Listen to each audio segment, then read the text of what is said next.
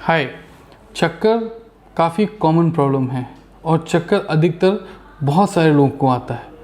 चक्कर का कारण होता है जो कान में कभी प्रॉब्लम हो जाती है कभी, और चक्कर का सबसे ज़्यादा जो कॉमनली हम लोग बोलते हैं सर्वाइकल स्पॉन्डिलाइटिस, दो ये इतना ज़्यादा कॉमन कारण नहीं है।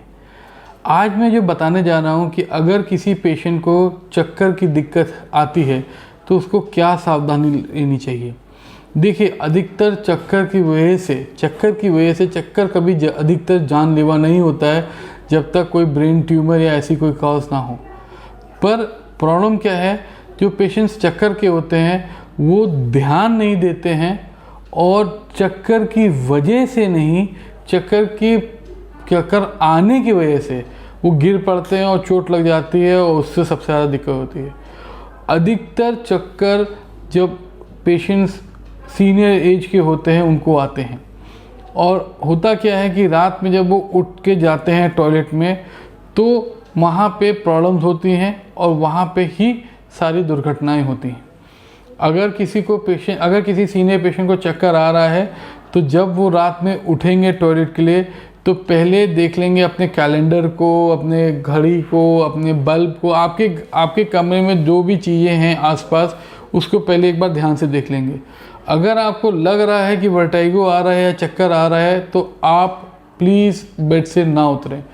बेड से उठने के लिए भी स्लोली उठना है। चक्कर के पेशेंट्स को झटके से बहुत दूर रहना चाहिए, झटके नहीं देने चाहिए। बेड से स्लोली से उठें, और अगर आपको चक्कर आ रहा है और आपको बहुत ज़रूरी है, उसी समय इमरजेंसी है टॉयलेट जाने की, तो आप अपने स्पाउस मतलब अपने हस्बैंड या वाइफ को उठा दें, उनकी हेल्प लेने। नंबर 2, कमरा बिल्कुल पिच डार्क नहीं होना चाहिए, बिल्कुल अंधेरा नहीं होना चाहिए। एक नाइट लैम्प, कोई रात में अगर आपको आदत है बिल्कुल अंधेरे में सोने में, तब भी कहीं आपके बाथरूम में ट्यूबलाइट हो या कुछ हो उसको जला दें। थोड़ी रोशनी ज़रूर होनी चाहिए कि सो दैट अगर एकदम से चक्कर आए तो आप संभल पाएँ।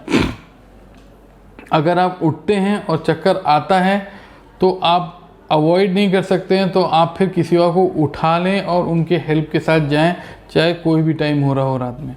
अगर चक्कर नहीं आ रहा है और आप सोचते हैं कि आप इंडिपेंडेंटली जा सकते हैं, फिर भी धीरे धीरे जाएं।